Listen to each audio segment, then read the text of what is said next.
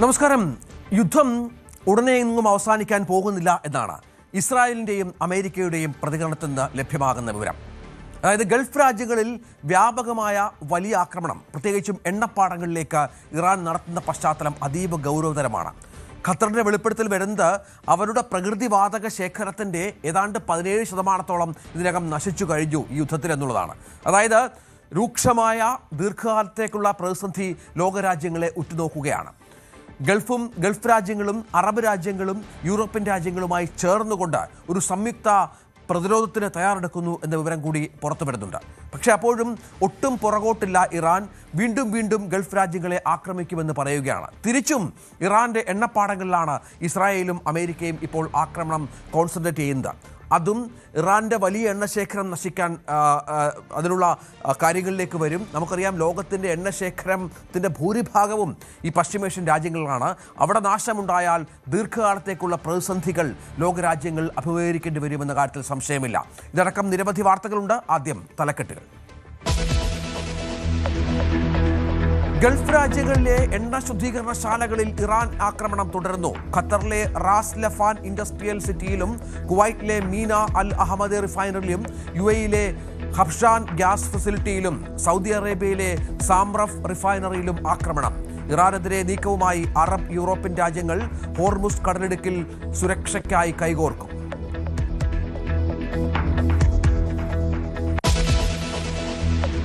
യുദ്ധം ജനങ്ങൾ കരുതുന്നതിലും വേഗം അവസാനിപ്പിക്കുമെന്ന് ബെന്യാമിൻ നെതന്യാഹു. ഇറാനെതിരെ യുദ്ധം തുടരുമെന്ന് US പ്രതിരോധ സെക്രട്ടറി. സംഘർഷത്തിലേക്ക് US-നെ ഇസ്രായേൽ കൊണ്ടുവന്നുവെന്ന ആരോപണങ്ങൾ നിഷേധിച്ച ഇസ്രായേൽ പ്രധാനമന്ത്രി. ഇറാൻ ലോകത്തെ ബ്ലാക്ക്മെയിൽ ചെയ്യുന്നുവെന്നും നെതന്യാഹു.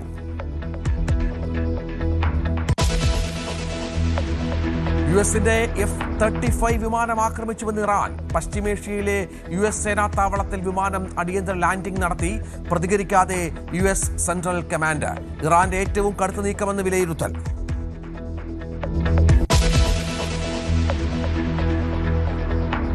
ഇറാൻ ആക്രമണത്തിൽ പ്രകൃതിവാതക ശേഖരത്തിന്റെ 17% നശിച്ചുവെന്ന് ഖത്തർ എനർജി. വാർഷിക വരുമാനത്തിൽ $20 ബില്യൺ ഇടിവുണ്ടാകുമെന്നും ഖത്തർ. റമദാൻ മാസത്തിൽ സഹോദര തുല്യ സ്ഥാനത്തുള്ള മുസ്ലിം രാജ്യത്ത് നിന്ന് ആക്രമണം പ്രതീക്ഷിച്ചിരുന്നില്ലെന്നും CEO.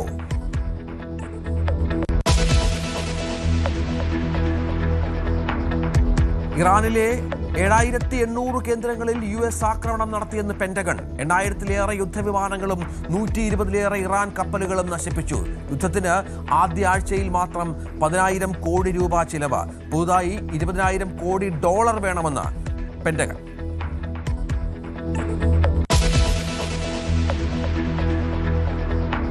കോൺഗ്രസിന്റെ പട്ടിക പൂർണ്ണമായതോടെ ഭൂരിഭാഗം മണ്ഡലങ്ങളിലും മത്സരചിത്രം വ്യക്തം. ഡൽഹിയിൽ നിന്ന് കണ്ണൂരിൽ തിരിച്ചെത്തിയ കെ സുധാകരന് പ്രവർത്തകരുടെ സ്വീകരണം. സുധാകരന്റെ അടുത്ത നീക്കം ഉറ്റുനോക്കി കോൺഗ്രസ്. പെരുമ്പാവൂരിൽ മത്സരിക്കുന്ന കാര്യത്തിൽ എൽദോസ് കുന്നപ്പിള്ളിലും നിലപാട് പറയും.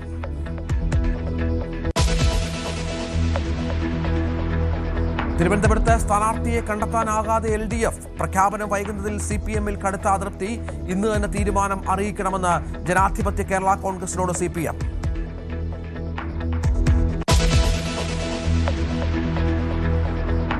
ചെറിയ പെരുന്നാൾ ആഘോഷത്തിൽ വിശ്വാസികൾ ഈദ്ഗാഹുകളിലും പള്ളികളിലും പെരുന്നാൾ നമസ്കാരം. ലോക സമാധാനത്തിന് വേണ്ടി പ്രാർത്ഥിക്കണമെന്ന് പാളയം ഇമാം. സമാധാനം പുലരണം എന്ന് തന്നെയാണ് ലോകം മുഴുക്കയും ആഗ്രഹിച്ചുകൊണ്ടിരിക്കുന്നത്. പരസ്പരം വിട്ടുവീഴ്ചകൾ ചെയ്തിട്ടാണെങ്കിലും ഒരു സമാധാന കരാർ രൂപപ്പെടുത്താൻ ലോകരാഷ്ട്രങ്ങൾക്ക് സാധ്യമാവട്ടെ എന്നതാണ് സഹോദരങ്ങളെ, സഹോദരിമാരെ, നമ്മുടെ പ്രാർത്ഥന.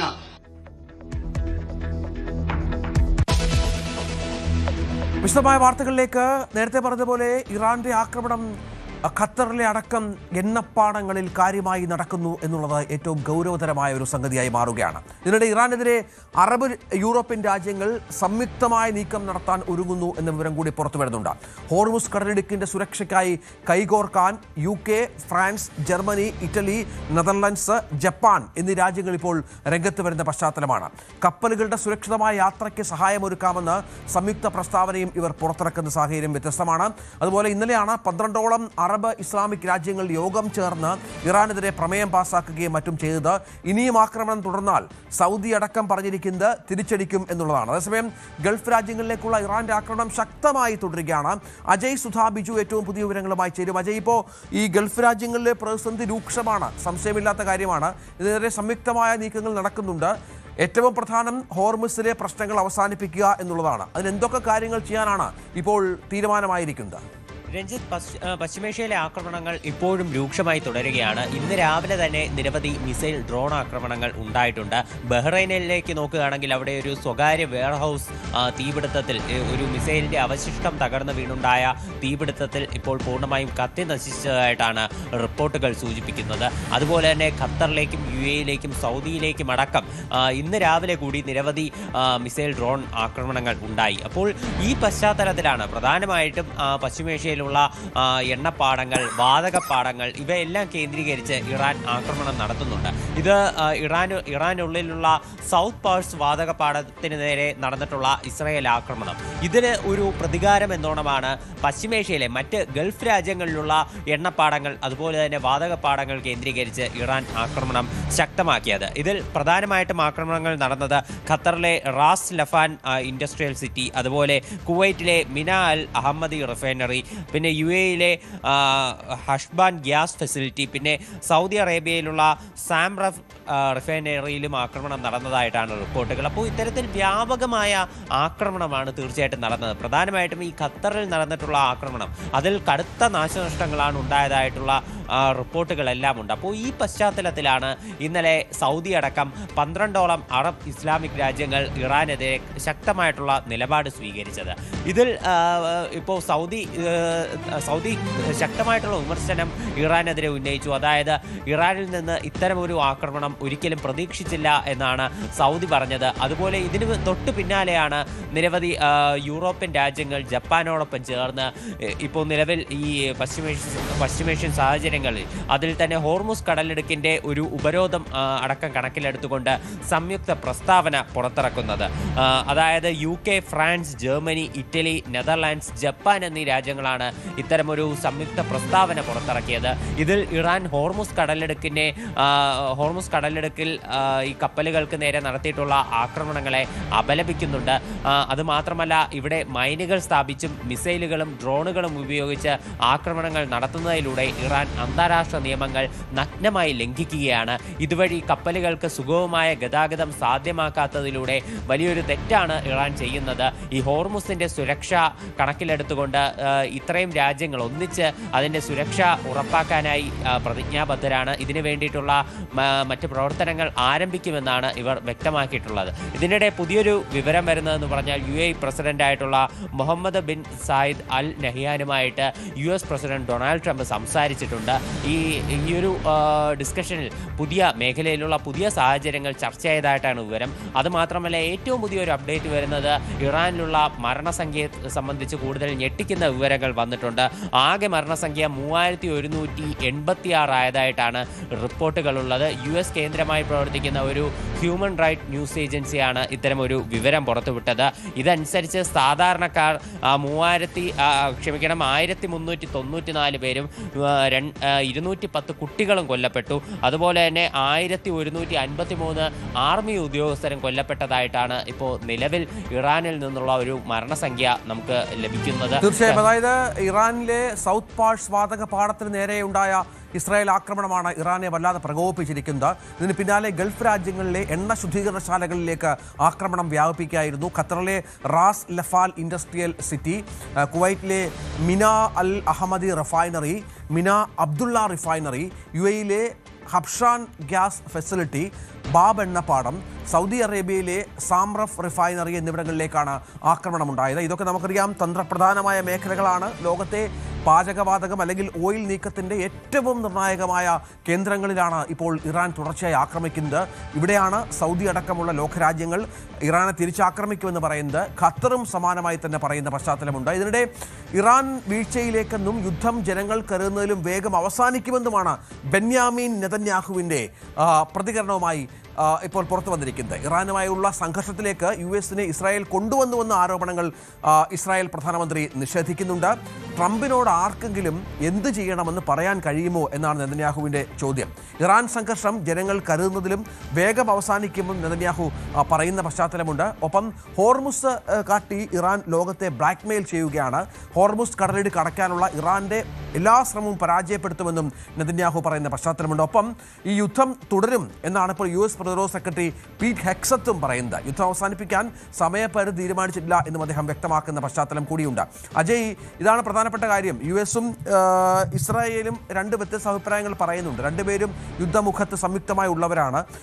ഇസ്രായേലിൻ്റെ പ്രധാനമന്ത്രി പറയുന്നു യുദ്ധം എത്രയും വേഗം അവസാനിക്കുമെന്ന്. അതേസമയം അമേരിക്ക പറയുന്നു യുദ്ധം ഇനിയും നീളും, അവസാനിപ്പിക്കാനുള്ള സമയം തീരുമാനിച്ചിട്ടില്ല എന്നുള്ളത്. യഥാർത്ഥത്തിൽ ഒരു ലക്ഷ്യം അവർ കണ്ടത് അത് സാധിച്ചു എന്നുള്ള ആത്മവിശ്വാസമുണ്ടോ ഈ രണ്ട് രാജ്യങ്ങൾക്കും? പ്രധാനമായും നേതാക്കളെയെല്ലാം ഓരോരുത്തരെയായി കൊലപ്പെടുത്തുന്നു. ഇനിയിപ്പോൾ ഇറാന്റെ നേതൃത്വത്തിൽ കാര്യമായ ആളുകളില്ല. പക്ഷെ അപ്പോഴും ഇറാൻ പ്രതിരോധിക്കുന്നുണ്ട്, യുദ്ധങ്ങൾ നടത്തുന്നുണ്ട്, ആക്രമണങ്ങൾ പല മേഖലകളിലും വ്യാപിപ്പിക്കുന്നുണ്ട്. അപ്പോഴും ലക്ഷ്യം സാധിച്ചു എന്ന് പറയുന്നത് എന്ത് ആത്മവിശ്വാസത്തിലാണ്? ഇറാൻ ഇപ്പോഴും ആവർത്തിച്ച് വ്യക്തമാക്കുന്ന കാര്യം പ്രധാനമായിട്ടും അവരുടെ വിദേശകാര്യമന്ത്രിയായിട്ടുള്ള അബ്ബാസ് അരക്ചി അടക്കം നിലവിൽ പ്രതികരിച്ചിട്ടുണ്ട്. ഇറാന്റെ ഫയർ പവർ അത് ഒരിക്കലും അവസാനിച്ചിട്ടില്ല, ഇനി അത് കൂടുതൽ ശക്തമായി ആരംഭിക്കാനിരിക്കുന്നതേ ഉള്ളൂ എന്നാണ് അദ്ദേഹം പറഞ്ഞത്. ഇപ്പോൾ ശക്തമായ രീതിയിൽ തന്നെ അതിൻ്റെ ഒരു പശ്ചാത്തലം നോക്കുകയാണെങ്കിൽ ഇറാൻ നിലവിൽ ആക്രമണങ്ങൾ നടത്തുന്നുണ്ട്. അതുകൊണ്ട് തന്നെ ഇറാനിൽ ഇനി എന്തുമാത്രം ആയുധ ശേഷി അവർക്കുണ്ടെന്നോ ഇനി എത്ര കാലം യുദ്ധം മുന്നോട്ട് കൊണ്ടുപോകാൻ അവർക്ക് സാധിക്കുമെന്നോ നമുക്ക് ഒരിക്കലും പ്രവചിക്കാൻ സാധിക്കില്ല. ചിലപ്പോൾ ഇസ്രായേൽ നിലവിൽ അവകാശപ്പെടുന്നത് പോലെ പെട്ടെന്ന് യുദ്ധം അവസാനിച്ചേക്കാം, ഒരു സമവായത്തിലേക്ക് എത്തിയേക്കാം. എന്നാൽ ഇത്തരത്തിൽ ഈ ഇറാൻ യാതൊരു തരത്തിലും പിന്നോട്ടില്ല എന്നുള്ള തരത്തിൽ ഈ യുദ്ധം തുടരുന്നത് അത് കൂടുതൽ ആശങ്കയ്ക്ക് വകവയ്ക്കുന്നുമുണ്ട്. ഇപ്പോൾ US-ന്റെ കാര്യത്തിലുള്ള ഒരു പ്രതികരണങ്ങൾ നോക്കുകയാണെങ്കിൽ ട്രംപും അദ്ദേഹത്തിൻ്റെ നയതന്ത്ര ഉദ്യോഗസ്ഥരും രണ്ട് തരത്തിലുള്ള പ്രതികരണങ്ങളാണ് പലപ്പോഴും നടത്തുന്നത്. അവർക്കിടയിൽ തന്നെ കൃത്യമായ ഒരു ധാരണയില്ല എന്ന് നമുക്ക് ഇതിൽ കാണാൻ സാധിക്കും. ഇപ്പോൾ പീറ്റ് ഹെക്സറ്റ് പല സമയത്തായിട്ട് പറയുന്നത് ഇപ്പോൾ പലതരം കാര്യങ്ങളാണ്. ഈ യുദ്ധം ആരംഭിച്ചതിൻ്റെ കാരണങ്ങൾ വ്യക്തമാക്കിക്കൊണ്ട് പല പ്രസ്താവനകൾ നടത്തിയിട്ടുണ്ട്. അതായത് ഇപ്പോൾ പീറ്റ് ഹെക്സറ്റ് ഇതിനു മുൻപേ പറഞ്ഞത് ഇത് ഇപ്പോൾ അവസാനിച്ചിട്ടില്ല, ഇതൊരു പുതിയ തുടക്കമാണ് എന്ന് പറഞ്ഞു. ട്രംപ് ഇതിനു മുൻപേ മാധ്യമങ്ങളോട് സൂചിപ്പിച്ചത് യുദ്ധം അവസാനിക്കാറായി, US വിജയിക്കാൻ പോകുന്നു എന്നുള്ള ഒരു പ്രസ്താവന അതിനു മുൻപേ നടത്തിയിരുന്നു. പിന്നീട് ട്രംപ് ഇതിനെ ന്യായീകരിച്ചുകൊണ്ട് പറഞ്ഞത് ഇറാനിൽ പുതിയൊരു ഭരണകൂടത്തിന്റെ തുടക്കമെന്നാണ് പീറ്റ് ഹെക്സറ്റ് ഉദ്ദേശിച്ചതെന്നാണ് ട്രംപ് പറഞ്ഞത്. ഇപ്പോൾ അതുപോലെ തന്നെയാണ് പുതിയ സാഹചര്യങ്ങൾ. ഇപ്പോൾ നെതന്യാഹുവും അതുപോലെ തന്നെ ട്രംപ് പലപ്പോഴായി മാധ്യമങ്ങളെ കാണുമ്പോഴെല്ലാം പറഞ്ഞത് ഈ യുദ്ധം അതിൻ്റെ അവസാന ഘട്ടത്തിലാണ്, ഇറാനെ പൂർണ്ണമായിട്ടും തളർത്തി കഴിഞ്ഞു, ഇപ്പോൾ ഈ അമേരിക്കയും ഇസ്രായേലും വിജയിച്ചു കഴിഞ്ഞു എന്നുള്ള പ്രസ്താവനകളെല്ലാം നടത്തുന്നു. പീറ്റ് ഹെക്സറ്റ് ഇപ്പോഴും പറയുന്നത് യുദ്ധം ഇനിയും മുന്നോട്ട് പോകുക തന്നെ ചെയ്യും എന്നാണ് പറയുന്നത്. എന്തായാലും ഇതിൽ ഇവർ തമ്മിൽ ഈ നേതാക്കൾ തമ്മിൽ ഒരു ധാരണയിൽ എത്തിയിട്ടില്ല എന്ന് നമുക്ക് ഇതിൽ കാണാൻ കഴിയും. ഇത്തരത്തിൽ അമേരിക്കയുടെ കാര്യത്തിൽ ഒരു വ്യക്തത കുറവുണ്ട്. എന്നാൽ ഇസ്രായേലിൻ്റെ കാര്യം ആദ്യം മുതൽ തന്നെ വ്യക്തമാണ്. അവരുടെ നിലപാടിൽ പിന്നീട് യാതൊരു മാറ്റവും ഉണ്ടായിട്ടില്ല.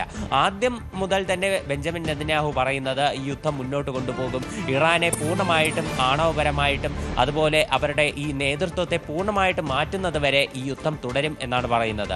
ഇപ്പോൾ കഴിഞ്ഞ ദിവസം ഇറങ്ങിയ പ്രസ്താവനയിലടക്കം ബെഞ്ചമിൻ നെതന്യാഹു പറഞ്ഞത് അവരെ ആണവ ഭീഷണി, ഇറാന്റെ ഭാഗത്ത് നിന്ന് ലോകത്തുണ്ടാകുന്ന ആണവ ഭീഷണി പൂർണ്ണമായും ഒഴിവാക്കണമെന്നാണ് ബെഞ്ചമിൻ നെതന്യാഹു പറഞ്ഞത്. അതുപോലെ തന്നെ യുദ്ധം അവസാന ഘട്ടത്തിലേക്കാണ് നീങ്ങുന്നത്. പലരും കരുതുന്നത് ഈ യുദ്ധം അന്ത്യമില്ലാതെ നീളും, എന്നാൽ ഈ യുദ്ധം ഉടൻ തന്നെ അവസാനിക്കുമെന്നും അദ്ദേഹം സൂചിപ്പിച്ചിട്ടുണ്ട്. അതുപോലെ അമേരിക്കയുടെ യുദ്ധത്തിലെ പങ്കിനെ പറ്റിയിട്ടും അദ്ദേഹം തന്റെ നിലപാട് വ്യക്തമാക്കി. അതായത് ഇസ്രായേൽ ഒരിക്കലും അമേരിക്കയെ യുദ്ധത്തിലേക്ക് വലിച്ചിടുകയായിരുന്നില്ല.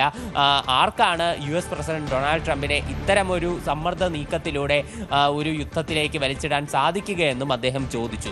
അതുമാത്രമല്ല ഈ ഇറാനിലുള്ള ഈ എണ്ണപ്പാടത്തിന് നേരെ ഈ എണ്ണ സംഭരണ കേന്ദ്രത്തിന് നേരെ ഉണ്ടായിട്ടുള്ള ആക്രമണങ്ങളടക്കം അതിന് US-ന് യാതൊരു ബന്ധവുമില്ല, ഇത് ഇസ്രായേലിൻ്റെ ഭാഗത്തു നിന്നുണ്ടായ ആക്രമണമാണ്. എന്നാൽ US-ന്റെ അഭ്യർത്ഥനയെ മാനിച്ച് ഇത്തരം ഈ എണ്ണപ്പാടങ്ങളും അതുപോലെ ഗ്യാസ് പ്ലാന്റുകൾ കേന്ദ്രീകരിച്ചുള്ള ആക്രമണങ്ങൾ ഇപ്പോൾ നിലവിൽ ഇസ്രായേൽ നിർത്തിവെച്ചിട്ടുണ്ടെന്നും ബെഞ്ചമിൻ നെതന്യാഹു സൂചിപ്പിച്ചിട്ടുണ്ട്. എന്തായാലും എല്ലാ നേതാക്കളുടെയും വാക്കുകളിൽ നിന്ന് ഒരു കാര്യം വ്യക്തമാകുന്നത്, എന്തായാലും ഇനി ഈ ഒരു അടുത്ത ഒരു സമയത്തൊന്നും, അതായത് ഇനി ഉടൻ ഈ ഒരു യുദ്ധം ഒരു മാസത്തേക്ക് അടുക്കാൻ പോകുന്നു. ഈ ഒരു സാഹചര്യത്തിൽ എന്തായാലും ഒരു വെടിനിർത്തൽ ഇല്ല എന്ന് തന്നെയാണ് നമുക്ക് മനസ്സിലാക്കാൻ സാധിക്കുന്നത്. തീർച്ചയായും അതാണ് ഏറ്റവും പ്രധാനപ്പെട്ട കാര്യം. ഇതിനിടെ ഇറാന്റെ മറ്റൊരു അവകാശവാദം ഇപ്പോൾ വന്നിരിക്കുന്നതും ഏറ്റവും പ്രധാനപ്പെട്ട ഒന്നാണ്. ഇറാന്റെ അജ്ഞാത ആയുധം വന്നിടിച്ചിട്ട് അമേരിക്കയുടെ F-35 വിമാനത്തിന് തീ പിടിച്ചു എന്നുള്ള പ്രധാനപ്പെട്ട വിവരം കൂടിയുണ്ട്. US-ന്റെ 35 വിമാനം ആക്രമിച്ചു എന്ന അവകാശവാദം കൂടി ഇറാന്റെ ഭാഗത്തുനിന്നുണ്ടാകുന്നുണ്ട്. അതൊരു അടിയന്തര ലാൻഡിംഗ് നടത്തിയെന്ന് അമേരിക്ക സമ്മതിക്കുന്ന പശ്ചാത്തലം കൂടിയുണ്ട്. പശ്ചിമേഷ്യയിലെ US സേനാ താവളത്തിൽ ആണ് വിമാനം അടിയന്തര ലാൻഡിംഗ് നടത്തിയത്. ലാൻഡ് ചെയ്തപ്പോൾ പൈലറ്റ് രക്ഷപ്പെട്ടു എന്നാണ് ഇപ്പോൾ വ്യക്തമാക്കിയിരിക്കുന്നത്. പൈലറ്റ് സുരക്ഷിതനാണെന്ന് US സെൻട്രൽ കമാൻഡും സ്ഥിരീകരിച്ച പശ്ചാത്തലം കൂടിയുണ്ട്. പക്ഷേ ഇറാന്റെ ആക്രമണമാണോ ഇത്തരത്തിലൊരു സംഭവത്തിന് പിന്നിൽ എന്ന് അമേരിക്ക സ്ഥിരീകരിച്ചിട്ടില്ല. F-35 ദൃശ്യങ്ങൾ ആക്രമിക്കുന്ന ദൃശ്യങ്ങൾ ഇറാൻ റവല്യൂഷണറി ഗാർഡ് പുറത്തുവിട്ടതും ഏറ്റവും പ്രധാനപ്പെട്ട ഒന്നാണ്. മധ്യ ഇറാനിൽ വെച്ചാണ് ഈ ആക്രമണം ഉണ്ടായതെന്നും അത് വലിയ നാശനഷ്ടം, സാരമായ നാശനഷ്ടം ഈ വിമാനത്തിന് സംഭവിച്ചുവെന്നും IRGC പ്രസ്താവനയിൽ പറയുന്നുണ്ട്.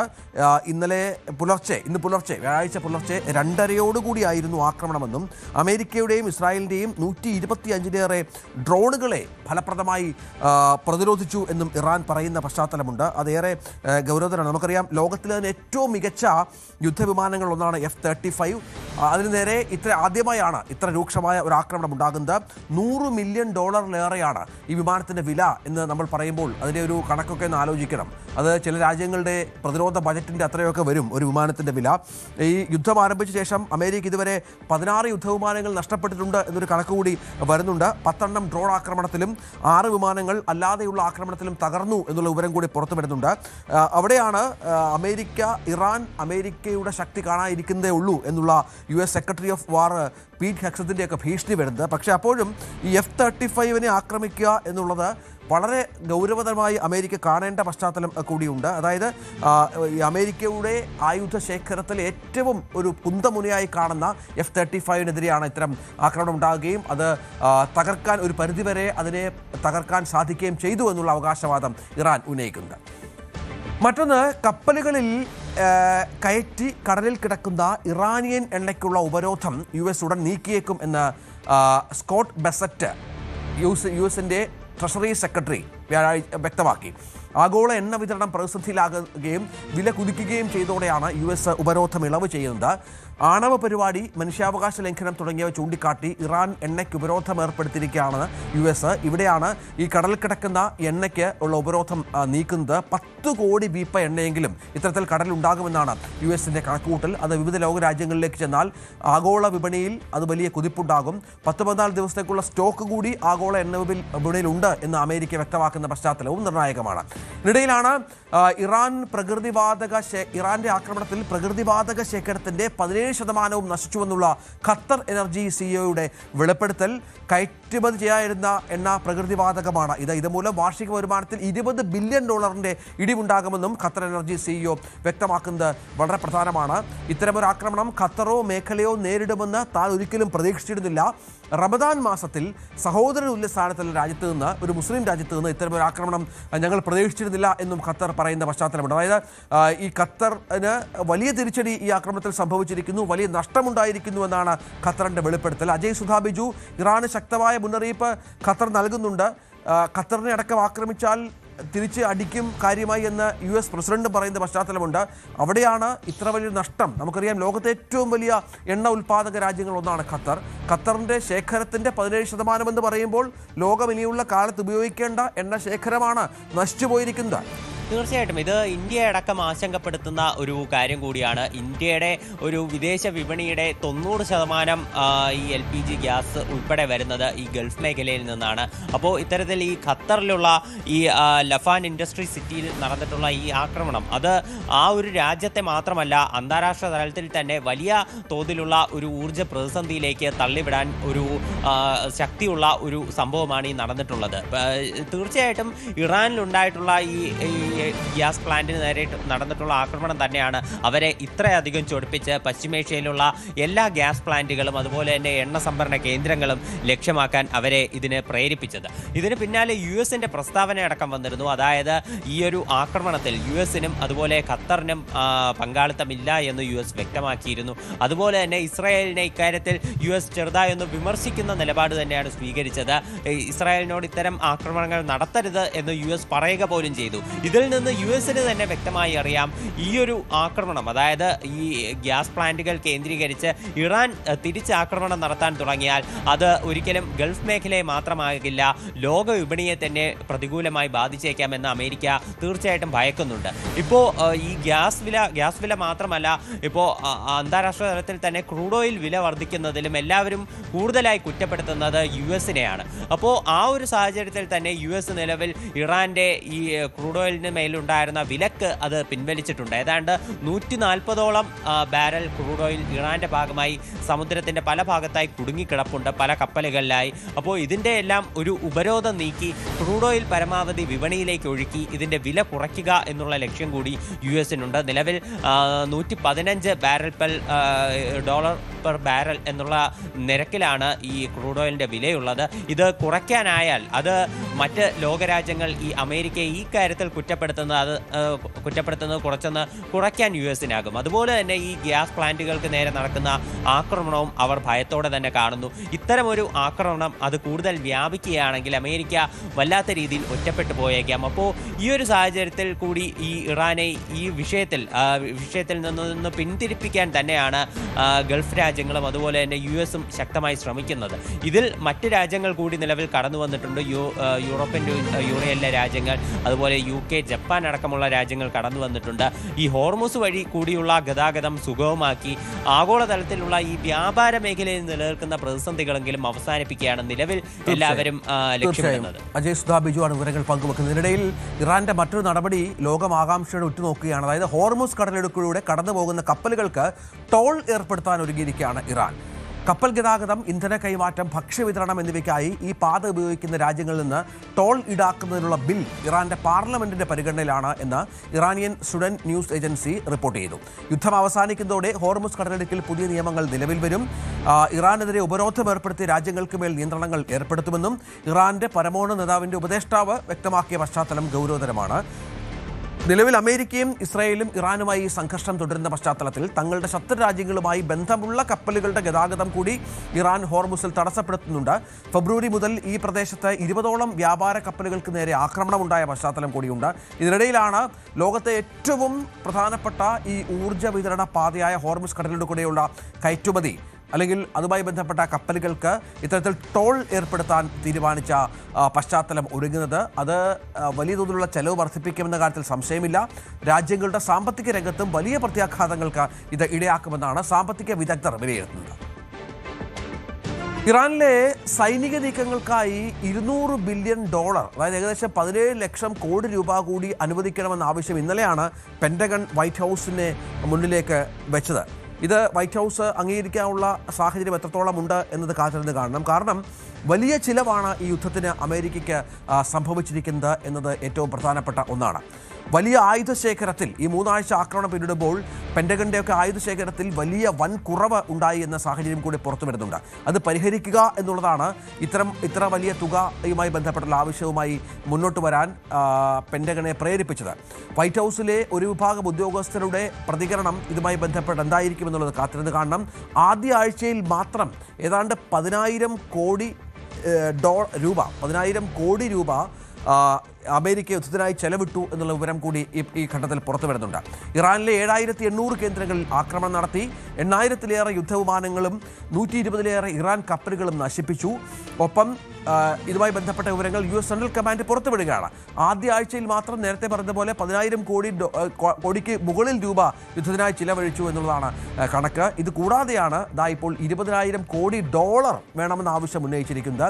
അത് ഇറാന്റെ GDP-യുടെ പകുതിയിലേറെ തുകയ്ക്ക് തുല്യമായ തുകയായിരിക്കുമെന്നാണ് കണക്ക് ഇപ്പോൾ പുറത്തു വരുന്നത്. അത്ര വലിയൊരു പ്രശ്നത്തിലേക്കും ചിലവിലേക്കും കൂടി അമേരിക്ക കടക്കുന്നു എന്നുള്ളത് ഏറ്റവും പ്രധാനപ്പെട്ട ഒന്നാണ്.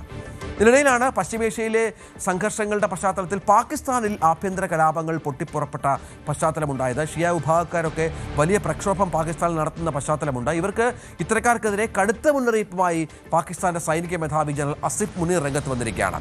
അയൽ രാജ്യങ്ങളിലെ സംഭവവികാസങ്ങളുടെ പേരിൽ പാകിസ്ഥാനിൽ ആക്രമണങ്ങൾ അഴിച്ചുവിടുന്നത് വെച്ചുപൊറുപ്പിക്കില്ല എന്ന് വ്യക്തമാക്കുന്നു. ഇറാനെതിരെ അമേരിക്കയും ഇസ്രായേൽ നടത്തുന്ന നീക്കങ്ങളിലും ഇറാന്റെ മുൻ പരമോന്നത നേതാവ് അയത്തുള്ള അലി ഖമേനിയുടെ മരണ തുടർന്നുണ്ടായ പ്രശ്നങ്ങളിലുമൊക്കെയാണ് ഇപ്പോൾ ഇറാൻ്റെ ഈ പാകിസ്ഥാൻ്റെ വിവിധ മേഖലകളിൽ പല ആക്രമണ സംഭവങ്ങളും ഉണ്ടാവുകയും നിരവധി ആളുകൾ കൊല്ലപ്പെടുകയും മറ്റും ചെയ്തത്. ഏതാണ്ട് 20-ന് മുകളിൽ ആളുകൾ ഈ പ്രതിഷേധങ്ങളെ തുടർന്നുണ്ടായ വെടിവെപ്പിലും മറ്റും കൊല്ലപ്പെട്ടു എന്നുള്ള വിവരം പുറത്തു വന്ന സാഹചര്യത്തിൽ കൂടിയാണ് അസീം മുനീറിൻ്റെ ഈ മുന്നറിയിപ്പ്. മറ്റൊരു വാർത്തയിലേക്ക് പോകണം. മഹാരാഷ്ട്രയിലെ ഒരു ജ്യോത്സ്യൻ ലൈംഗിക പീഡന കേസിൽ പിടിക്കപ്പെട്ടു എന്നുള്ള വിവരം കൂടി പുറത്തു വരുന്നുണ്ട്. ഏതാണ്ട് 52ഓളം യുവതികളുടെ നഗ്ന വീഡിയോകൾ, അവരുമായി ലൈംഗിക ബന്ധത്തിലും മറ്റും ഏർപ്പെടുന്ന ദൃശ്യങ്ങൾ ഈ ജ്യോത്സ്യന്റെ മൊബൈലിൽ നിന്ന് ലഭിച്ചു എന്നാണ് ഇപ്പോൾ പുറത്തു വരുന്ന വിവരം. നാസിക് സ്വദേശിയായ അശോക് ഖാരാത്ത് എന്ന ആളാണ് ഒരു 35-കാരിയുടെ പരാതിയിൽ പോലീസിന്റെ അറസ്റ്റിലാകുന്നത്. ഇവരുടെ പരാതി ഇവരെ മയക്കുമരുന്നും മറ്റ് ലഹരി വസ്തുക്കളും മറ്റും നൽകി ലൈംഗികമായി പീഡിപ്പിച്ചു എന്നുള്ളതായിരുന്നു. ഇതുമായി ബന്ധപ്പെട്ട കൂടുതലായി നടത്തിയ അന്വേഷണത്തിൽ കൂടുതൽ സ്ത്രീകളെ ഇയാൾ ലൈംഗികമായി ദുരുപയോഗം ചെയ്തതിൻ്റെ തെളിവുകൾ പോലീസിന് കിട്ടി. ഏകദേശം 58 സ്ത്രീകളുമായുള്ള അശ്ലീല വീഡിയോകൾ പ്രതിയിൽ നിന്നും കണ്ടെടുക്കുകയും മറ്റും ചെയ്തു. ഹിപ്നോട്ടിസം എന്ന് പറഞ്ഞാണ് ഇയാൾ ഈ സ്ത്രീകൾക്കൊക്കെ ലഹരിമരുന്ന് നൽകുകയും തുടർന്ന് ലൈംഗികമായി പീഡിപ്പിക്കുകയും മറ്റും ചെയ്യുന്നത്. ഈ 35-കാരുടെ പരാതിയാണ് ഇയാളുടെ, അവിടുത്തെ പ്രശസ്തനായ ഒരു ജ്യോത്സ്യനാണ്, നിരവധി ഫോളോവേഴ്സൊക്കെ ഉള്ള ഒരാളാണ്. ഈ പരാതി ഒടുവിൽ ഇയാളെ കുടുക്കുകയായിരുന്നു. ഇയാളൊരു റിട്ടയേർഡ് മർച്ചന്റ് നേവി ഉദ്യോഗസ്ഥനാണ് എന്ന വിവരം കൂടി പുറത്തു വരുന്നു. VIP ജ്യോത്സ്യനായി ഇയാൾ അറിയപ്പെട്ടിരുന്നു. ക്യാപ്റ്റൻ എന്നാണ് ഇയാൾ സ്വയം വിശേഷിപ്പിക്കപ്പെട്ടിരുന്നത്. അങ്ങനെ സ്ത്രീകളുടെ വ്യക്തിപരമായ പ്രശ്നങ്ങൾ പരിഹരിക്കാം എന്ന് പറഞ്ഞാണ് ഇവരെ ലൈംഗികമായി ഇയാൾ ഉപയോഗിക്കുന്നത്. പല ഭീഷണികളും ഇയാൾ ഈ സ്ത്രീകൾക്കൊക്കെ നൽകിയിരുന്നു. ഭർത്താവ് മരിക്കും, കാമുകൻ പിണങ്ങിപ്പോകും എന്നൊക്കെ പറഞ്ഞാണ് ഇയാൾ പലരെയും സ്വാധീനിക്കുകയും മറ്റും ചെയ്യുന്നത്. ഏറ്റവും ആഡംബര ജീവിതം നയിച്ചിരുന്ന ഇയാൾ നാസിക്കിലെ സമ്പന്നർ താമസിക്കുന്ന കാനഡ കോർണർ മേഖലയിലാണ് ഇയാൾ താമസിച്ചിരുന്നത് എന്നുള്ള വിവരവും ഇപ്പോൾ പുറത്തു വരുന്നുണ്ട്. ഏതായാലും ഇയാൾ ഇപ്പോൾ കുടുക്കിലായിരിക്കുകയാണ്. ഒരു യുവതിയുടെ പരാതി, അതുമായി ബന്ധപ്പെട്ട് പോലീസ് നടത്തിയ അന്വേഷണമാണ് ഇയാളെ കുടുക്കുകയും ഏറ്റവും ഒടുവിൽ പോലീസിൻ്റെ കസ്റ്റഡിയിലേക്ക് എത്തിക്കുകയും ചെയ്തത്. രാഷ്ട്രീയക്കാരുമായൊക്കെ വളരെ ബന്ധമുള്ള ഒരാളാണ്. ഇയാളുടെ അറസ്റ്റ് നിരവധി രാഷ്ട്രീയ വിവാദങ്ങൾക്കും മഹാരാഷ്ട്രയിൽ പ്രത്യേകിച്ച് നാസിക്കിൽ തുടക്കമിട്ടിട്ടുണ്ട്. കഴിഞ്ഞ ദിവസമാണ് ദുരന്തർ 2 റിവഞ്ച് അത് റിലീസായത്. ആദ്യ ദിനം തന്നെ ഇതിൻ്റെ നെറ്റ് കളക്ഷനായി 100.99 കോടി രൂപ കിട്ടിയെന്നുള്ള അത്ഭുതപ്പെടുത്തുന്ന വിവരമാണ് ഇപ്പോൾ പുറത്തു വരുന്നത്. ബോക്സ് ഓഫീസ് കുലുക്കുകയാണ് ദുരന്തർ 2 എന്നുള്ളതാണ് ഏറ്റവും പ്രധാനപ്പെട്ട വിവരം. ചിത്രത്തിൻ്റെ മൊത്തം നെറ്റ് കളക്ഷൻ 143 കോടിയും ഗ്രോസ് കളക്ഷൻ 169 കോടിയും എന്നാണ് ഇപ്പോൾ കണക്ക് പുറത്തു വന്നിരിക്കുന്നത്. നാളെ മറ്റന്നാളുമൊക്കെയാണ് യഥാർത്ഥ വിവരങ്ങൾ ഔദ്യോഗികമായി പുറത്തു വരിക എങ്കിലും ആദ്യവാരം ഏതാണ്ട് 300 കോടി രൂപയ്ക്ക് അടുത്ത് ദുരന്തർ 2 കളക്ട് ചെയ്യും എന്നുള്ള വിലയിരുത്തലാണ്. നമുക്കറിയാം ദുരന്തർ 1-ന്റെ ആദ്യ ദിവസത്തെ കളക്ഷൻ വെറും 28 കോടി രൂപ മാത്രമായിരുന്നു. അതുണ്ടാക്കിയൊരു ഹൈപ്പുണ്ട്. ആഗോളതലത്തിൽ 1500 കോടിയോളം കളക്ട് ചെയ്ത ഒരു സിനിമയാണ് ദുരന്തർ 1. അതിൻ്റെ രണ്ടാം ഭാഗത്തിന് അതിൻ്റെ എത്രയോ ഇരട്ടി കളക്ഷൻ അധികം കിട്ടുമെന്നുള്ളതാണ് ഇപ്പോൾ ലഭ്യമാകുന്ന വിവരം. ഏതാണ്ട് 2,000 കോടി രൂപയ്ക്ക് മുകളിലുള്ള കളക്ഷനിലേക്ക് ദുരന്തർ 2 എത്തും എന്നാണ് ട്രേഡ് അനലിസ്റ്റുകൾ വ്യക്തമാക്കുന്നത്. ഇടവേളയ്ക്ക് ശേഷം തിരിച്ചു വരും.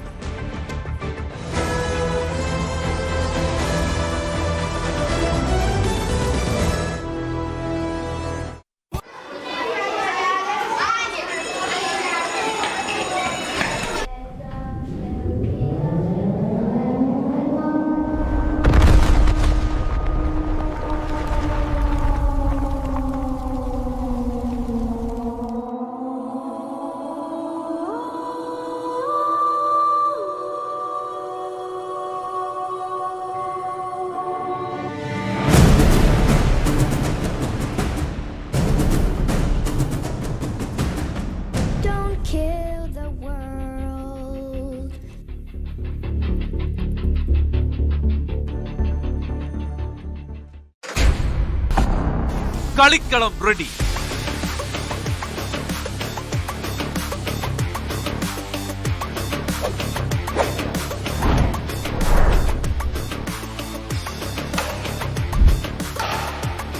കേരളം എന്ന വലിയ കോട്ടിൽ ഇനി പോരാട്ടം മുറുകുന്നു. 140 മണ്ഡലങ്ങളുടെ ഭാവി നിർണയിക്കുന്ന പോരാട്ടം. നെറ്റിന് അപ്പുറവും ഇപ്പുറവും അതികായന്മാർ. കേരളം വിധിയെഴുതുന്ന മഹാപോരാട്ടം. തെരഞ്ഞെടുപ്പ് വാർത്തകളുടെ വേഗമേറിയ കളം. കാണുക ദ ഇലക്ഷൻ ചാനൽ. വാർത്തകൾ നമ്മളെ തേടി വരും. വേഗവും സമയവും ചിലപ്പോൾ വ്യത്യാസപ്പെട്ടേക്കാം.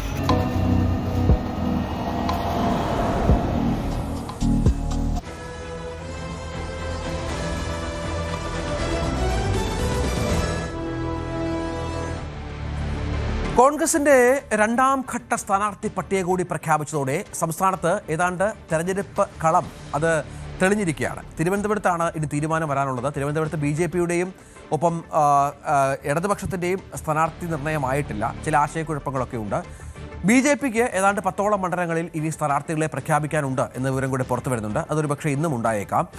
പക്ഷേ കോൺഗ്രസിൻ്റെ UDFിൻ്റെ സ്ഥാനാർത്ഥികളെല്ലാം പ്രഖ്യാപനമായി കഴിഞ്ഞു, കളം നിറഞ്ഞു കഴിഞ്ഞു. ഇപ്പോൾ ചില പ്രതികരണങ്ങളൊക്കെ കോൺഗ്രസ്സുകാരുടെ ഭാഗത്ത് വരുന്നത് ഞങ്ങളുടെ പ്രഖ്യാപനം പൂർത്തിയായി, എന്നിട്ടും ഇടതുപക്ഷത്തിൻ്റെ പ്രഖ്യാപനം പൂർത്തിയായില്ല എന്നൊക്കെയാണ്. KPC മുൻ അധ്യക്ഷൻ K. സുധാകരന് ഇന്നലെ സീറ്റ് നിഷേധിച്ചിരുന്നു. കണ്ണൂരിൽ TO മോഹനാണ് സ്ഥാനാർത്ഥി. പെരുമ്പാവൂരിൽ സിറ്റിംഗ് MLA കൂടിയായ എൽദോസ് കുന്നപ്പള്ളിന് സീറ്റില്ല. ജോസഫ് വാഴക്കൻ, അലോഷ്യസ് സേവ്യർ തുടങ്ങിയവർക്ക് സീറ്റില്ല. അത് വളരെ പ്രധാനപ്പെട്ട ഒരു കാര്യമാണ്. ഏതായാലും ഡാൻ കുര്യനും KV ബൈജുവും ഏറ്റവും പുതിയ വിവരങ്ങളുമായി ചേരുന്നുണ്ട്. ആദ്യം ബൈജുവിലേക്ക്. ബൈജു, സുധാകരൻ്റെ നീക്കം ശ്രദ്ധേയമാണ്. ഇനി എന്താണ് സുധാകരൻ എൻ്റെ മനസ്സിലുള്ളത് എന്നുള്ളത് എന്തെങ്കിലും വിവരമുണ്ടോ? അദ്ദേഹം മാധ്യമങ്ങളെ കാണുന്നുണ്ടോ? ആരോടെങ്കിലും മനസ്സ് തുറക്കുന്നുണ്ടോ?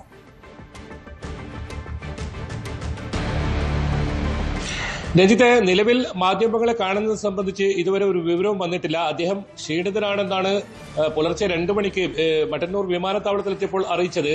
ഇപ്പോഴും അദ്ദേഹത്തിന്റെ വീട്ടിൽ അദ്ദേഹം ഉണ്ട്. പക്ഷേ ആരും സന്ദർശകരൊന്നും ഇപ്പോൾ അനുവദിക്കുന്നില്ല. രാഷ്ട്രീയ പാർട്ടി, കോൺഗ്രസ് പാർട്ടി പ്രവർത്തകരൊന്നും ഇപ്പോൾ ആ ഭാഗത്ത് ഇപ്പോൾ എത്തിയിട്ടില്ല. ഏതായാലും ഉച്ചയോടുകൂടി സ്ഥാനാർത്ഥികൾ ഉൾപ്പെടെ സുധാകരനെ സന്ദർശിക്കുമെന്നാണ് നമുക്ക് അറിയാൻ സാധിക്കുന്നത്. കാരണം വരും ദിവസങ്ങളിൽ തെരഞ്ഞെടുപ്പുമായി ബന്ധപ്പെട്ട് വളരെ നിർണായകമായ ദിനങ്ങളാണ് കോൺഗ്രസിനെ സംബന്ധിച്ചിടത്തോളം. പ്രത്യേകം സുധാകരന്റെ ഈ വിഷയവുമായി ബന്ധപ്പെട്ട് അത്രത്തോളം വലിയ പ്രതിസന്ധി കോൺഗ്രസിന് ഉണ്ടായിട്ടുണ്ട്. അതുകൊണ്ട് തന്നെ ഇനി പരമാവധി തെരഞ്ഞെടുപ്പ് പ്രചരണത്തിൽ സുധാകരനെ എത്തിക്കുക എന്നതായിരിക്കും DCCയുടെയും അതുപോലെ തന്നെ സ്ഥാനാർത്ഥികളുടെയും ലക്ഷ്യം. അതിനായി സുധാകരനെ കണ്ട് അഭ്യർത്ഥിക്കും, അതല്ലെങ്കിൽ നിർബന്ധിക്കുമെന്ന് തന്നെ നമുക്ക് പറയേണ്ടി വരും. പ്രത്യേകിച്ച് പേരാവൂരിൽ KPCC പ്രസിഡന്റ് സണ്ണി ജോസഫ് മത്സരിക്കുന്ന മണ്ഡലത്തിലൊക്കെ സുധാകരനെ തെരഞ്ഞെടുപ്പ് പ്രചരണത്തിൽ എത്തിക്കുക, അതായിരിക്കും ഇനി DCCയുടെ പ്രധാനപ്പെട്ട ഒരു നീക്കം.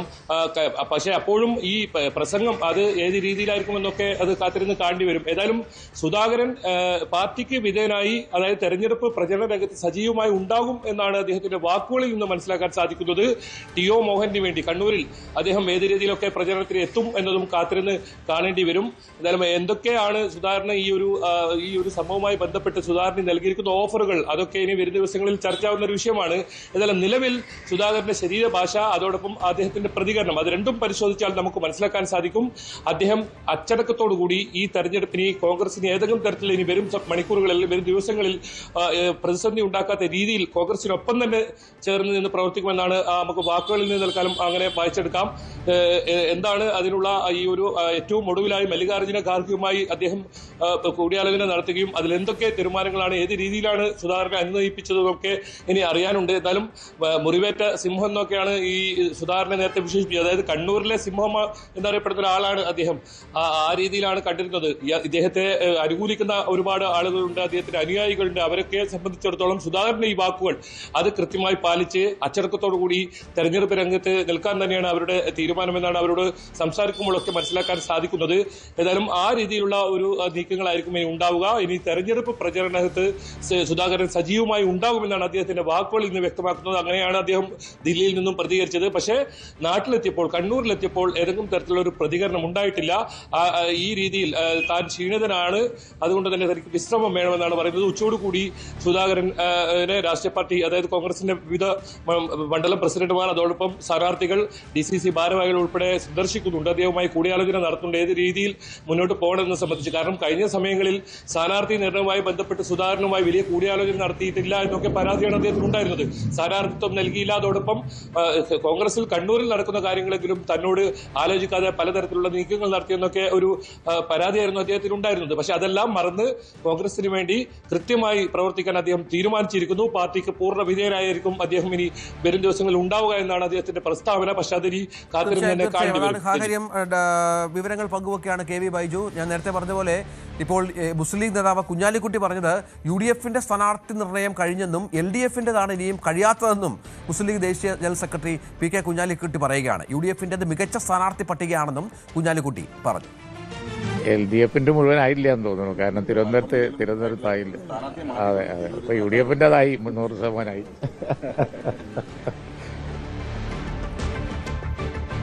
പെരുമ്പാവൂരിൽ സീറ്റ് നിഷേധിക്കപ്പെട്ട സിറ്റിംഗ് MLA എൽദോസ് കുന്നപ്പിള്ളിൽ സ്വതന്ത്രനായി മത്സരിക്കുമോ എന്ന് ഇന്നറിയാം. പാർട്ടിയെ ധിക്കരിക്കില്ലെന്നും തുടർ തീരുമാനം പ്രവർത്തകരുമായി കൂടിയാലോചിച്ച ശേഷം കൈക്കൊള്ളുമെന്നുമായിരുന്നു എൽദോസിന്റെ പ്രതികരണം. മനോജ് മൂത്തേടനെയാണ് UDF സ്ഥാനാർത്ഥിയായി പ്രഖ്യാപിച്ചത്. അടുത്ത നീക്കവുമായി മനോജ് കൂടിക്കാഴ്ചയ്ക്ക് ശ്രമിച്ചെങ്കിലും എൽദോസ് മുഖം കൊടുത്തിരുന്നില്ല.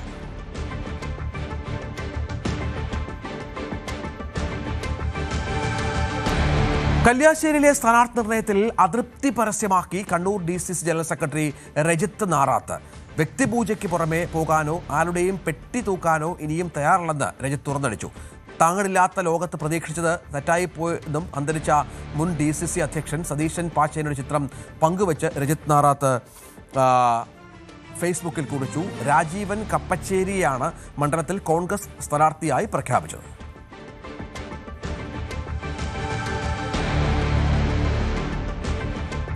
സീറ്റ് നിഷേധിക്കപ്പെട്ട K സുധാകരന്റെ നീക്കം ഇനി എന്താകും എന്നുള്ളതാണ് കാത്തിരുന്ന് കാണേണ്ടത്. അത് ഏതാനും മണിക്കൂറുകൾക്കുള്ളിൽ സുധാകരന്റെ പ്രതികരണവും മറ്റും എത്തിയേക്കാം. വീട്ടിൽ വിശ്രമത്തിലാണ് സുധാകരൻ എന്നാണ് മനസ്സിലാക്കേണ്ടത്. ഇന്നലെ രാത്രി വൈകിയാണ് സുധാകരൻ കണ്ണൂരിൽ മട്ടന്നൂർ വിമാനത്താവളത്തിൽ എത്തിയത്. അതിനുശേഷം അദ്ദേഹം വീട്ടിലേക്ക് പോവുകയായിരുന്നു. മാധ്യമങ്ങളോട് പ്രതികരിക്കാൻ അദ്ദേഹം കാര്യമായി തയ്യാറായില്ല എന്നുള്ളത് ഏറ്റവും പ്രധാനപ്പെട്ട ഒന്നാണ്. സുധാകരൻ എന്തെങ്കിലും തരത്തിലുള്ള നീക്കങ്ങൾ നടത്തുമോ എന്നതും മറ്റും കാത്തിരുന്ന് കാണേണ്ടി വരും. അങ്ങനെ ഒരു നീക്കം പ്രതീക്ഷിക്കുന്നില്ല. പക്ഷെ അപ്പോഴും കാര്യമായ തോതിലുള്ള അസംതൃപ്തി സുധാകരൻ്റെ ഭാഗത്തുനിന്നുണ്ട് എന്നുള്ളത് ഏറ്റവും പ്രധാനപ്പെട്ട ഒന്നാണ്. അതിന് നമ്മൾ എന്താണ് അവരുടെ ഒരു നീക്കമെന്ന അടക്കമുള്ള കാര്യങ്ങൾ കാത്തിരുന്ന് കാണേണ്ടതുണ്ട്. പക്ഷേ അപ്പോഴും സുധാകരനുമായി ബന്ധപ്പെട്ട് എന്ത് ഫോർമുല മുന്നോട്ട് വെച്ചാണ് ഹൈക്കമാൻഡ് കാര്യങ്ങൾ പ്രഖ്യാപിച്ചത് എന്നുള്ളതും സസ്പെൻസായി നിൽക്കുകയാണ്. വരും ദിവസങ്ങളിൽ സുധാകരൻ പ്രചരണത്തിനിറങ്ങുമോ എന്ന കാര്യത്തിലടക്കം കാര്യങ്ങൾ വ്യക്തമാകേണ്ടതുണ്ട്. ഡാൻ കുര്യൻ വിവരങ്ങളുമായി ചേർന്നു. ഡാന്, സുധാകരൻ്റെ പ്രശ്നം പരിഹരിച്ചു എന്നുള്ള വലിയ ആശ്വാസം കോൺഗ്രസിനുണ്ട്. അതുപോലെ എല്ലാ സ്ഥലങ്ങളിലും സ്ഥാനാർത്ഥികളെ നിർണ്ണയിക്കാനുമായി ഒരു 2 ദിവസം മാത്രമാണ് പത്രികാ സമർപ്പണത്തിലുള്ളത്. കഴിഞ്ഞ ദിവസമൊക്കെ ഉണ്ടായ പ്രശ്നങ്ങൾ പരിഹരിച്ച് വിശ്വാസത്തോടെ കളത്തിലിറങ്ങാമെന്നുള്ള പ്രതീക്ഷയിൽ തന്നെ ആകുമല്ലോ നേതാക്കൾ. സ്ഥാനാർത്ഥി പട്ടിക അന്തിമമായി പ്രഖ്യാപിക്കുന്നതുമായി ബന്ധപ്പെട്ടുണ്ടായ കാലതാമസം തീർത്ത വിമർശനങ്ങളും ഉണ്ടായ അഭ്യൂഹങ്ങളുമൊക്കെ മറികടന്നുകൊണ്ട് 92 പേരുടെ പട്ടിക ഇന്നലെ രാത്രി കൊണ്ട് പുറത്തിറക്കാനായതിന്റെ ആത്മവിശ്വാസത്തിലാണ് കോൺഗ്രസ് ക്യാമ്പ്. അതുകൊണ്ട് തന്നെ ഇനി മറ്റ് വിവാദങ്ങൾക്കും അല്ലെങ്കിൽ ഏതെങ്കിലും തരത്തിലുള്ള ആഭ്യന്തര പാർട്ടി പ്രശ്നങ്ങൾക്കും ഒന്നും അധിക ശ്രദ്ധ കിട്ടുകയില്ല, മാധ്യമ ശ്രദ്ധ കിട്ടുകയില്ല. അതിനപ്പുറത്തേക്ക് തെരഞ്ഞെടുപ്പ് രംഗത്ത് സർക്കാർ വിരുദ്ധ പ്രചാരണ വിഷയങ്ങൾ തന്നെ സജീവമാക്കി നിർത്താൻ കഴിയുമെന്ന വലിയ പ്രതീക്ഷയിലാണ് കോൺഗ്രസ് ക്യാമ്പ്. അതോടൊപ്പം ഇടഞ്ഞു നിന്നിരുന്ന K സുധാകരനടക്കം കണ്ണൂരിലും അതോടൊപ്പം സംസ്ഥാനത്തെ മറ്റ് മേഖലകളിലും പ്രചാരണ രംഗത്ത് സജീവമാകുമെന്ന് അദ്ദേഹം തന്നെ മാധ്യമങ്ങളോട് വ്യക്തമാക്കിയത് കോൺഗ്രസ് നേതൃത്വത്തിന് വലിയ ആശ്വാസമാണ് നൽകുന്നത്. അതിനിടയിൽ എന്ത് ഫോർമുല വെച്ചുകൊണ്ടാണ് സുധാകരനെ നേതൃത്വം അനുനയിപ്പിച്ചത് എന്നത് ഇപ്പോഴും ഒരു സസ്പെൻസായി തുടരുകയാണ്. അദ്ദേഹം കലാപക്കൊടി ഉയർത്തുമോ വീണ്ടും, അതോ അദ്ദേഹത്തിന് കൃത്യമായ ഒരു ഓഫർ നൽകിക്കൊണ്ട് അദ്ദേഹത്തെ മെരിക്കാനുള്ള നീക്കങ്ങൾ അത് അങ്ങനെ തന്നെ സജീവമായി നേതൃത്വം തുടരുമോ? അതാണ് ഇനി അറിയാനുള്ളത്. എന്തായാലും നേതൃത്വത്തെ ഒറ്റക്കെട്ടായി ഒരുമിച്ച് നിർത്തിക്കൊണ്ട് തെരഞ്ഞെടുപ്പിൽ നേരിടാൻ കഴിയുമെന്നൊരു പ്രതീക്ഷ കോൺഗ്രസ് നേതൃത്വത്തിനുണ്ട്. എന്തായാലും ദേശീയ നേതാക്കളടക്കം വരും ദിവസങ്ങളിൽ പ്രചാരണത്തിന്റെ ഭാഗമായി സംസ്ഥാനത്തേക്ക് എത്തും. അതുമായി ബന്ധപ്പെട്ട് അവരുടെ ചാർട്ടൊക്കെ തയ്യാറാക്കുന്നുണ്ട്. രാഹുൽ ഗാന്ധിയും പ്രിയങ്ക ഗാന്ധിയും ഉൾപ്പെടെയുള്ള ദേശീയ നേതാക്കളെ തന്നെ രംഗത്തിറക്കി നിയമസഭാ തെരഞ്ഞെടുപ്പിൽ കേരളം തിരിച്ചുപിടിക്കാനുള്ള നിർണായകമായ നീക്കങ്ങളാണ് കോൺഗ്രസ് സജീവമാക്കിയിരിക്കുന്നത്. ഡാൻ കുര്യനാണ് വിവരങ്ങൾ. കോൺഗ്രസ് സ്ഥാനാർത്ഥി രമേശ് പിഷാരടിക്ക് ആശംസകളുമായി നടൻ ആസിഫ് അലി. കഴിഞ്ഞ കുറേ അധികം നാളുകളായി പിഷാരടിയെ അറിയാം. അദ്ദേഹത്തിന്റെ രാഷ്ട്രീയ നിലപാടുകളെക്കുറിച്ചും അറിയാം. സമയം ലഭിച്ചാൽ പ്രചാരണ പരിപാടികളിലും പങ്കെടുക്കും. രാഷ്ട്രീയത്തിനല്ല സൗഹൃദത്തിനാണ് സ്ഥാനം നൽകുന്നതെന്നും ആസിഫ് അലി പറഞ്ഞു. പെരുന്നാൾ ദിനമാണ്. ചലച്ചിത്ര താരം അസഫ് അലി നമുക്കൊപ്പം ചേരുന്നുണ്ട്. എല്ലാ ആശംസകളും പെരുന്നാൾ നേരുകയാണ്. എല്ലാ പ്രിയപ്പെട്ടവർക്കും എൻ്റെ പെരുന്നാൾ ആശംസകൾ. ഇവിടെ കല്ലൂർ ഈദ്ഗാഹിലാണ് ഇപ്രാവശ്യം പെരുന്നാളിന് വന്നത്. സാധാരണ തൊടുപുഴയാണ് എപ്പോഴും പെരുന്നാളിന് പോകാറുള്ളത്. ഇപ്രാവശ്യം ഒരു ചേഞ്ചിന് വാപ്പവുമായി എല്ലാവരും വന്ന് ഇവിടെ സുഹൃത്തുക്കളോടൊപ്പം ഫാമിലിയോടൊപ്പം പെരുന്നാൾ ആഘോഷിക്കുക എന്നുള്ളതാണ് ആഗ്രഹം. ഇന്ന് ഷൂട്ടിംഗ് തിരക്കുകൾക്കെല്ലാം ഇല്ല, 2 ദിവസം, ഇന്നും നാളെ. ഇപ്പോൾ ഇന്നാണോ നാളെയാണോ പെരുന്നാളെന്ന് നമുക്കൊരു കൺഫ്യൂഷൻ ഉണ്ടല്ലോ. എപ്പോഴും നിലാവ് കാണുന്നതനുസരിച്ചാണ് പെരുന്നാൾ ഡിക്ലെയർ ചെയ്യുന്നത്. അപ്പോൾ അതുകൊണ്ട് 2 ദിവസത്തേക്ക് ഷൂട്ട് ബ്രേക്ക് ചെയ്തു. തെരഞ്ഞെടുപ്പിൻ്റെ ഒരു വലിയ തിരക്കുകൾക്കിടയിലാണ് ചലച്ചിത്ര മേഖലയിൽ നിന്നുള്ള തങ്ങളുടെ സുഹൃത്തുക്കൾ തന്നെ മത്സരരംഗത്തുണ്ട്. പിഷാരടി പ്രത്യേകിച്ചും സൗഹൃദങ്ങൾ പങ്കുവയ്ക്കുന്നു. അല്ല, ഒരു സെലിബ്രിറ്റി ആയതുകൊണ്ട് നമ്മൾ ആരും വോട്ട് ചെയ്യണം എന്ന് നമ്മൾ പ്രത്യേകിച്ച് ഞാൻ വിശ്വസിക്കുന്നില്ല. കാര്യം കഴിവുകളാണ് അദ്ദേഹത്തിന് ഒരു എന്താ പറയുക, ഒരു രാഷ്ട്രീയത്തിൽ ഇറങ്ങുകയും ആളുകളെ നയിക്കാനും ഉള്ള കഴിവുണ്ടോ, തീരുമാനങ്ങൾ എടുക്കാനുള്ള കഴിവുണ്ടോ എന്നൊക്കെ തിരിച്ചറിഞ്ഞതിന് ശേഷമായിരിക്കും നമ്മൾ വോട്ട് ചെയ്യുക. അപ്പോൾ ഇത് അദ്ദേഹം ഒരു സിനിമാ നടനാണ് അല്ലെങ്കിൽ ഒരു സെലിബ്രിറ്റിയാണ്, പരിചയമുള്ള മുഖമാണ് എന്നുള്ളത് കൊണ്ട് മാത്രം നമുക്ക് വോട്ട് ചെയ്യാൻ പറ്റില്ല. പക്ഷേ കഴിവുകളിൽ വിശ്വാസമുള്ള കഴിവുണ്ട് എന്ന് നമുക്ക് വിശ്വാസമുള്ളവർക്ക് വേണ്ടിയിട്ടാണ് നമ്മൾ വോട്ട് ചെയ്യുന്നത്. തീർച്ചയായിട്ടും അത്തരത്തിലെ കഴിവുള്ള സെലിബ്രിറ്റീസിന് വേണ്ടിയിട്ട് വോട്ട് ചെയ്യണം. പ്രചാരണ രംഗത്ത് കാണുമോ? എങ്ങനെയാണ്? പ്രചാരണ രംഗത്തുണ്ട്. എനിക്ക് വിശ്വാസമുള്ള, ഇപ്പോൾ കഴിഞ്ഞ വർഷങ്ങളിലെല്ലാം ഞാൻ പോയതും എല്ലാം എനിക്ക് വിശ്വാസമുള്ള ആളുകൾക്ക് വേണ്ടിയിട്ടാണ്. ഈ പ്രാവശ്യം അത്തരത്തിലുള്ള ആളുകൾ വിളിക്കുവാണെങ്കിൽ തീർച്ചയായിട്ടും പോകും. എല്ലാ ആശംസകളും നേരുന്നു. Thank you. എന്തായാലും പിഷാരടിയുടെ തെരഞ്ഞെടുപ്പ് പ്രചാരണ രംഗത്തും ആസിഫ് അലി ഒരുപക്ഷെ കണ്ടാൽ അതിൽ അത്ഭുതപ്പെടേണ്ടതില്ല എന്ന് തന്നെയാണ് അദ്ദേഹം ചൂണ്ടിക്കാണിക്കുന്നത്. കൊച്ചിയിൽ നിന്ന് ക്യാമറമാൻ മനോജിനൊപ്പം ജാനിപ്പോൾ ന്യൂസ് 18. പേരാമ്പ്രയിൽ പെരുന്നാൾ ദിനത്തിലും പ്രചാരണം സജീവമാക്കി UDF സ്ഥാനാർത്ഥി ഫാത്തിമ തഹലിയ. മണ്ഡലത്തിൽ വലിയ വിജയം നേടുമെന്ന പ്രതീക്ഷ ഫാത്തിമ ന്യൂസ് 18നോട് പങ്കുവച്ചു. ചെറിയ പെരുന്നാൾ ദിനമാണ്. നമുക്കൊപ്പം പേരാമ്പ്രയിലെ UDF സ്ഥാനാർത്ഥി ഫാത്തിമ തഹലിയുണ്ട്. ഒപ്പം ഒരുപാട് ആളുകളുമുണ്ട്. പാട്ടുകാരൻ നവാസ് പാലേരി, പാട്ടുകാരൻ. എന്തായാലും നമുക്ക് ഫാത്തിമയിലേക്ക് തുടങ്ങാം. ഒരു വലിയ ആഘോഷമുള്ള ദിവസമാണ്. അത് പേരാമ്പ്രയിലാണ് ഇത്തവണ ഫാത്തിമയുടെ പെരുന്നാൾ, അല്ലെ? അതെ അതെ. ഞാൻ ഈ മൈക്ക് നേരതാ എന്റെ ഈ ജനങ്ങളുടെ മുമ്പിലേക്ക് വെക്കുകയാണ്. ഇവര് പറഞ്ഞു കഴിഞ്ഞിട്ട് ഞാൻ പറയാം. അപ്പൊ നമ്മൾ ആദ്യം പാട്ടുകാരന്റെ അടുത്തേക്ക് തന്നെ, അല്ലെങ്കിൽ പ്രാസംഗികൻ, അല്ലെ? ഇത്രയും തിരക്കിനിടയിലും നമ്മോടൊപ്പം നമ്മളെ കാണാൻ വന്ന നമ്മളെ പ്രിയപ്പെട്ട സ്ഥാനാർത്ഥി അഡ്വക്കേറ്റ് ഫാത്തിമ തഹലിയക്ക് എല്ലാ അഭിവാദ്യങ്ങളും നേരുകയാണ്. നമുക്ക് ഏറ്റവും വമ്പിച്ച ഭൂരിപക്ഷത്തോടുകൂടി പ്രിയപ്പെട്ട ഫാത്തിമയെ നമുക്ക് ജയിപ്പിക്കണം. അതുകൊണ്ട് എല്ലാവരും ഒറ്റക്കെട്ടായി ഈ രംഗത്ത് ഇറങ്ങണമെന്ന് അഭ്യർത്ഥിക്കുകയാണ്. മനോഹരമായ ഈ വേദിയിൽ, സന്തോഷത്തിന്റെ വേദിയിൽ എല്ലാവർക്കും ഈദ് ആശംസകൾ നേരുന്നതോടൊപ്പം സന്തോഷമറിയിക്കുന്നു. പെരുന്നാൾ പൂം കുരുവി പറന്ന് പുതുമ വിടർന്ന് പുളകമുണർന്ന് പാടുന്നു ചുണ്ടുകളേറ്റി അല്ലാഹു അക്ബർ അല്ലാഹു അക്ബർ വലില്ലാഹിൽ ഹംദ് അല്ലാഹു വലില്ലാഹിൽ ഹംദ്. പെരുന്നാൾ പൂം കുരുവി പറന്ന് പുതുമ വിടർന്ന് പുളകമുണർന്ന് പാടുന്നു ചുണ്ടുകളേറ്റി അല്ലാഹു അക്ബർ അല്ലാഹു അക്ബർ വലില്ലാഹിൽ ഹംദ് അല്ലാഹു വലില്ലാഹിൽ ഹംദ്.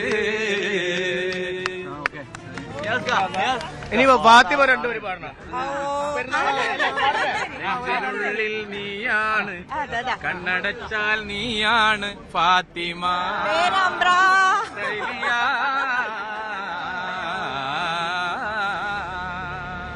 എല്ലാ പാട്ടും ഇവര് പാടുന്നുണ്ട്.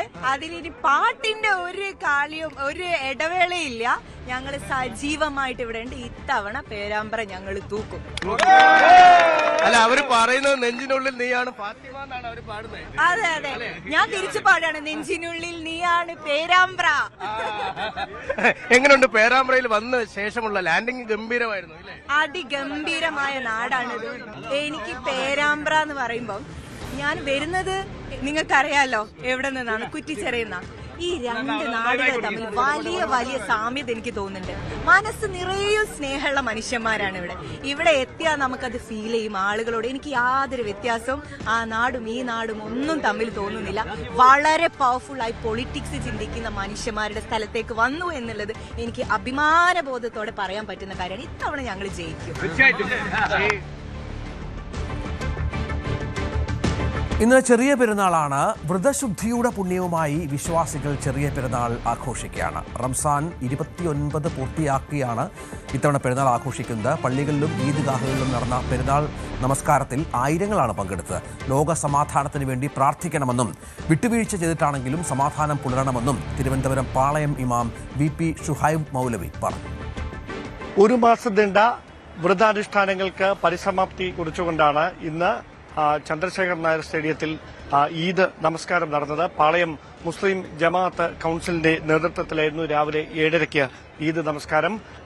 ഡോക്ടർ VP ഷുഹൈബ് മൗലവി, അദ്ദേഹം പാളയം ഇമാമാണ്, അദ്ദേഹമാണ് ഈദ് സന്ദേശം നൽകിയത്. ലോകം അഭിമുഖീകരിക്കുന്ന എല്ലാ പ്രതിസന്ധികൾക്കും പ്രശ്നങ്ങൾക്കുമുള്ള പരിഹാരമാണ് ആത്മീയത. അതിന്റെ പ്രസക്തി കാലങ്ങളോളം അങ്ങനെ തന്നെ നിലനിൽക്കും. ഒരിക്കലും അതിന്റെ പ്രസക്തി കുറയുകയില്ല എന്നാണ് അദ്ദേഹം വ്യക്തമാക്കിയത്. മാത്രമല്ല ഈ ഇറാൻ ഇസ്രായേൽ യുദ്ധത്തിന്റെ പശ്ചാത്തലത്തിൽ ലോകത്തെ മുഴുവൻ പ്രതിസന്ധിയിലാക്കുന്ന തരത്തേക്ക് ഊർജ്ജ സാമ്പത്തിക മേഖലകളിൽ ഉണ്ടായിരിക്കുന്ന ആഘാതം മാറുകയാണ്. നാട്ടിലുള്ളവർ അടക്കം അതിന്റെ വേദന അനുഭവിക്കുന്ന സാഹചര്യമാണ്. പ്രിയപ്പെട്ടവരെ ഓർത്ത് അവരൊക്കെ വേദനിക്കുന്ന സാഹചര്യമാണ്. അതുകൊണ്ട് ലോക സമാധാനത്തിന് വേണ്ടി എല്ലാവരും ഒന്നിച്ചു നിൽക്കേണ്ടതിന്റെ അനിവാര്യത കൂടിയാണ് ആ നോമ്പുകാലം ഓർമ്മിപ്പിച്ചത് എന്നുകൂടിയാണ് ഡോക്ടർ VP സുഹൈബ് മൗലവി പറഞ്ഞു വെച്ചത്. നിരപരാധികളായ കുഞ്ഞുങ്ങളെ അടക്കം ആക്രമിച്ചില്ലാതെയാക്കുന്ന സാമ്രാജ്യത്വ സൈനിസ്റ്റ് നിലപാടുകൾ ലോകത്ത് നിലക്കാത്ത വെടിയൊച്ചകൾ നിരന്തരമായി സൃഷ്ടിച്ചുകൊണ്ടിരിക്കുന്നു എന്നുള്ളതാണ്. ഏതായാലും സഹോദരങ്ങളെ, സമാധാനം പുലരണം എന്ന് തന്നെയാണ് ലോകം മുഴുക്കയും ആഗ്രഹിച്ചുകൊണ്ടിരിക്കുന്നത്. പരസ്പരം വിട്ടുവീഴ്ചകൾ ചെയ്തിട്ടാണെങ്കിലും ഒരു സമാധാന കരാർ രൂപപ്പെടുത്താൻ ലോകരാഷ്ട്രങ്ങൾക്ക് സാധ്യമാവട്ടെ എന്നതാണ് സഹോദരങ്ങളെ, സഹോദരിമാരെ നമ്മുടെ പ്രാർത്ഥന. ആയിരക്കണക്കിന് വിശ്വാസികളാണ് ഈദ് നമസ്കാരത്തിൽ പങ്കെടുക്കുന്നതിന് വേണ്ടി ചന്ദ്രശേഖർ നായർ സ്റ്റേഡിയത്തിലേക്ക് എത്തിയത്. സ്ത്രീകൾക്കും പുരുഷന്മാർക്കുമൊക്കെയായി വിപുലമായ സജ്ജീകരണം നമസ്കാരത്തിൽ പങ്കെടുക്കുന്നതിന് വേണ്ടി ഇവിടെ ഒരുക്കിയിട്ടുമുണ്ടായിരുന്നു. എല്ലാ വർഷത്തേതും പോലെ വിപുലമായ ക്രമീകരണങ്ങൾ തന്നെയായിരുന്നു ചന്ദ്രശേഖർ നായർ സ്റ്റേഡിയത്തിൽ ഈദ് നമസ്കാരവുമായി ബന്ധപ്പെട്ട് നേരത്തെ തന്നെ പാളയം മുസ്ലിം ജമാഅത്ത് കൌൺസിൽ സജ്ജമാക്കിയിരുന്നത്.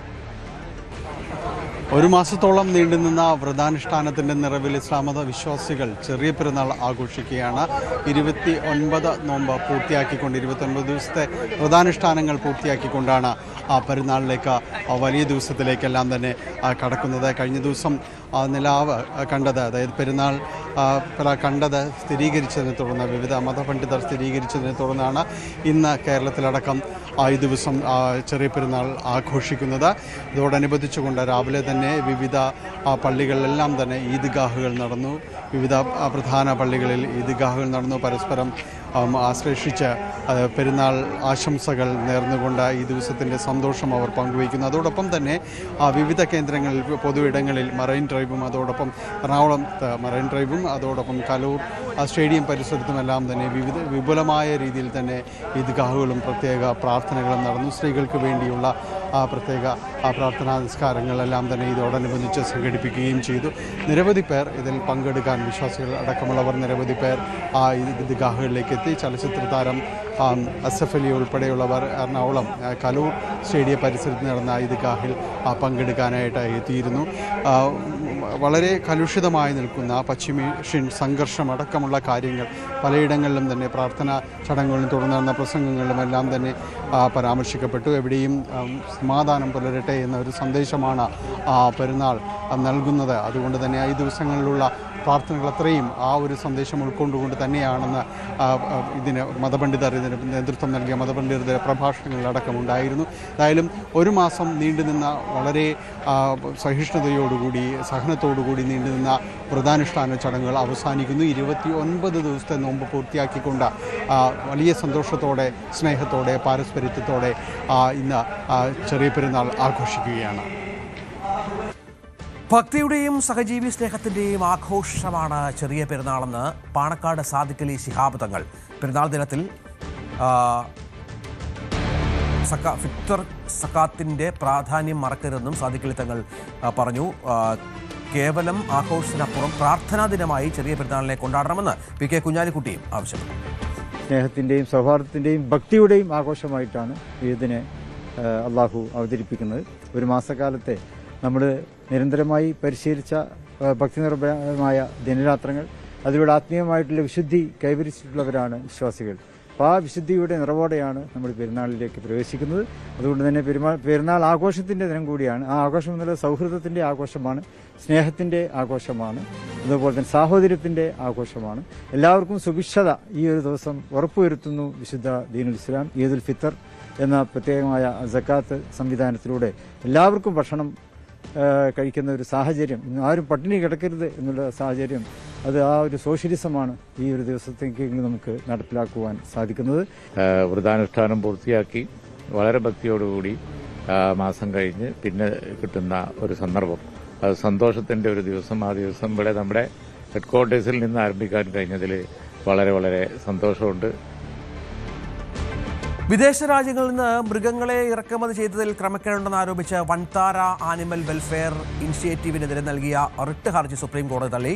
വന്യജീവി കൈമാറ്റത്തിൽ വംശനാശ ഭീഷണി നേരിടുന്ന ജീവികളുടെ അന്താരാഷ്ട്ര വ്യാപാരത്തിനായുള്ള കൺവെൻഷൻ മാനദണ്ഡങ്ങൾ ലംഘിച്ചുവെന്ന ഒരു ഫൗണ്ടേഷന്റെ വാദങ്ങൾ കോടതി തള്ളി. ഹർജിയിൽ യാതൊരു അടിസ്ഥാനവുമില്ലെന്ന് സുപ്രീം കോടതി പറഞ്ഞു. കോടതി നിയോഗിച്ച പ്രത്യേക അന്വേഷണ സംഘം നേരത്തെ വൻതാരയ്ക്ക് നൽകിയ ക്ലീൻ ചിറ്റ് ശരിവച്ചിരുന്നു. സുപ്രീം കോടതിയുടെ മറ്റൊരു ബെഞ്ച് നേരത്തെ അംഗീകരിച്ച SIT റിപ്പോർട്ട് അന്തിമമാണെന്ന് കോടതി ആവർത്തിച്ചു. SITയും CITS സെക്രട്ടേറിയറ്റും സ്വതന്ത്രമായി നടത്തിയ അന്വേഷണങ്ങളിൽ ആഭ്യന്തരമോ അന്തർദേശീയമോ നിയമങ്ങളുടെ ലംഘനം നടന്നിട്ടില്ല എന്ന് കണ്ടെത്തിയ കാര്യവും ബെഞ്ച് ചൂണ്ടിക്കാട്ടി. വൻതാരയുടെ ഇറക്കുമതി രേഖകളിലോ ലൈസൻസിലോ പ്രവർത്തന രീതികളിലോ യാതൊരു ക്രമക്കേടും കണ്ടെത്താനായിട്ടില്ല. നിയമപരമായ അനുമതിയുടെ അടിസ്ഥാനത്തിൽ മൃഗങ്ങളെ കൈമാറിക്കഴിഞ്ഞാൽ പിന്നീട് ഉന്നയിക്കപ്പെടുന്ന ആക്ഷേപങ്ങളുടെ പേരിൽ ആ നടപടിയെ ചോദ്യം ചെയ്യാൻ കഴിയില്ലെന്നും കോടതി വ്യക്തമാക്കി.